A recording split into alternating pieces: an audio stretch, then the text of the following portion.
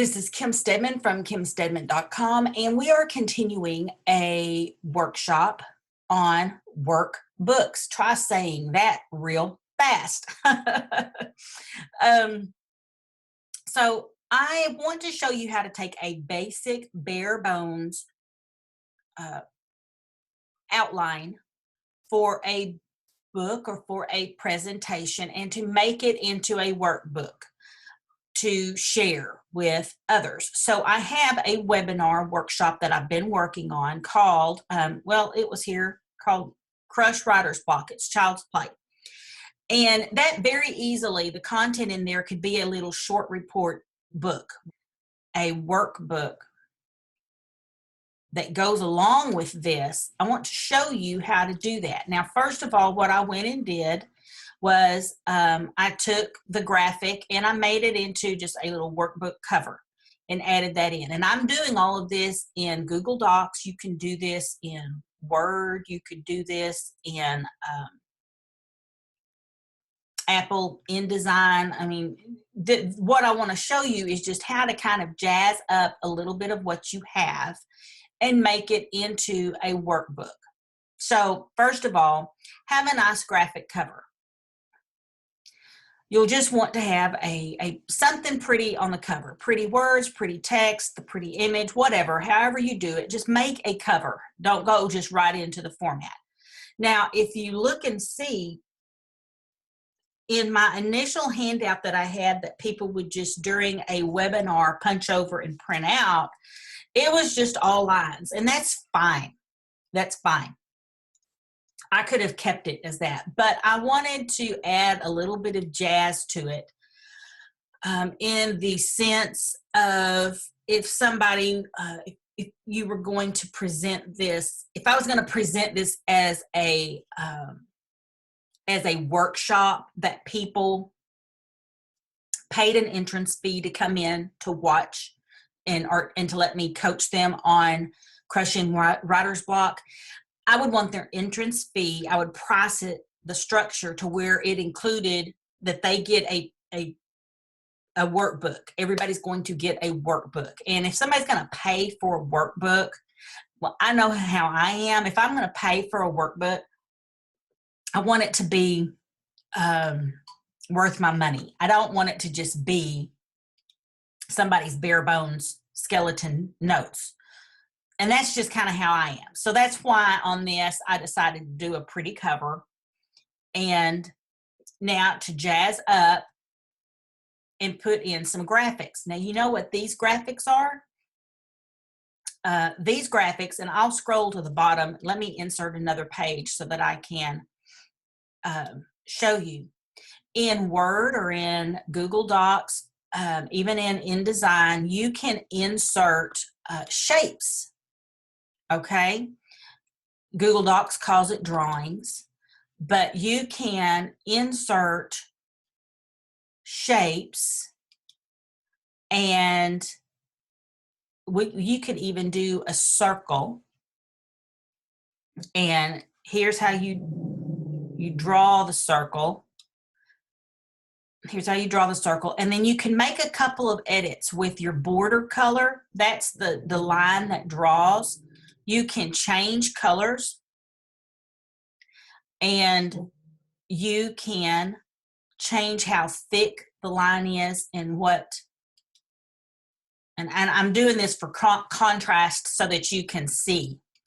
So you could, what's neat about this is that can be what people write in, okay? And let's say that, see how that color, that shaded blue? Well, you can change that to another color. See how that works?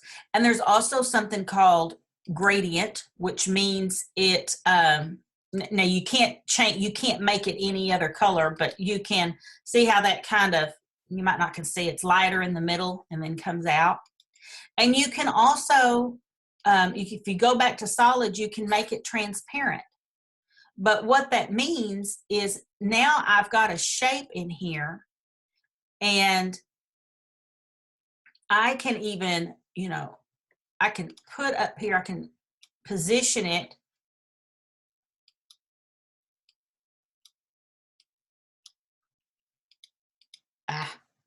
Sometimes Google Docs does not work. If I didn't put my space in front of it, I forgot to put my space in front of it. Okay, so you want to give yourself a little space to, let's say that, you know, you're going to do it's just a workbook on, I don't know, whatever. My favorite, oh, I can't even spell. My favorite food is. And you don't want to, maybe you're just wanting to jazz it up. You don't want it to be a line or whatever, but you can insert a shape. Google Docs calls it a drawing.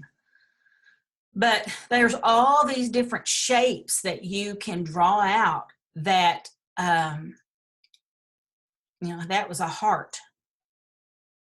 Talking about food. And you can change the border color. You can't really tell the difference there, but you can change the weight of the line or the thickness of the line, and now you can see it. And you can change the color inside. Okay. You can even change the lines to make it like a dashed line or whatever. And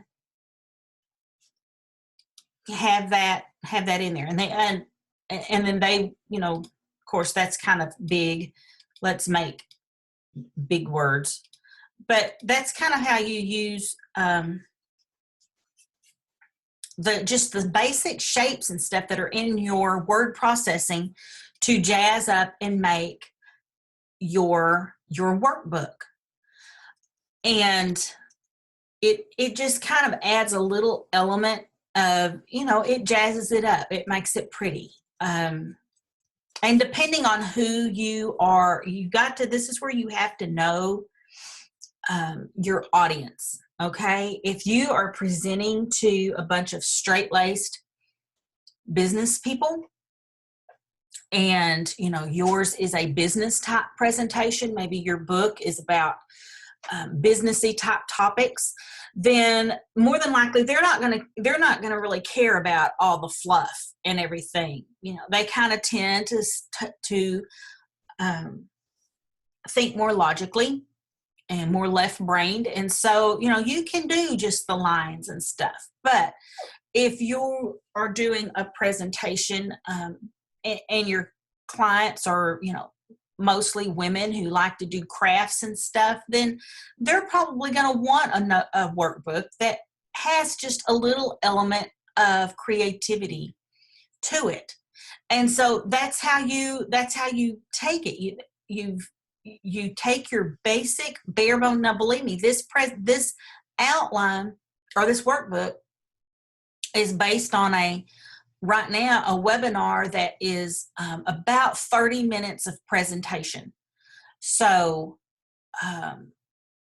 you know, when I transcribe it out and get it all out into like a book form with all the words, I don't know how many words that's going to end up being, but I'm just saying, you know, a 30-minute presentation has broken down to a 5-page workbook. And look, this last page, this is just a page for them to do some notes and thoughts.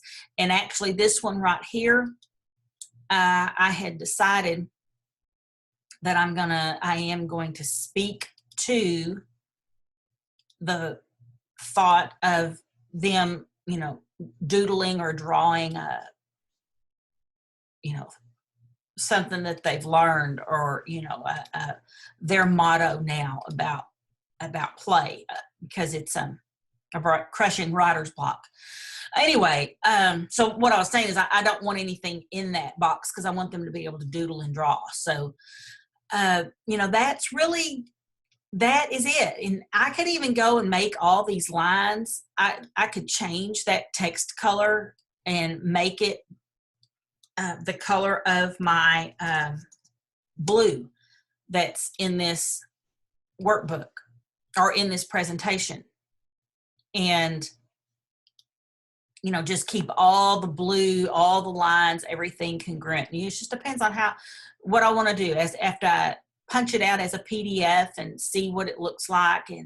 And of course, I'll go in with the PDF tool and make each of these lines fillable so that somebody could take notes and do the workbook on their laptop if they don't want to print them off later.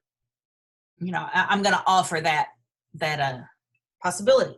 So that's just a quick little tool or hint about, you know, making your workbook, taking bare bones notes and that you have and making it into a workbook, and making it pretty. You know, you don't have to spend a lot of money. This is a free tool, and believe me, if I got this, you know, as a handout at a workshop, you know, or if I attended an online class and had this as my, you know, what I could print off, you know, and granted, you know, truth be known, I would, if I was going to really push this workbook as a downloadable PDF, I would have 2 front pages.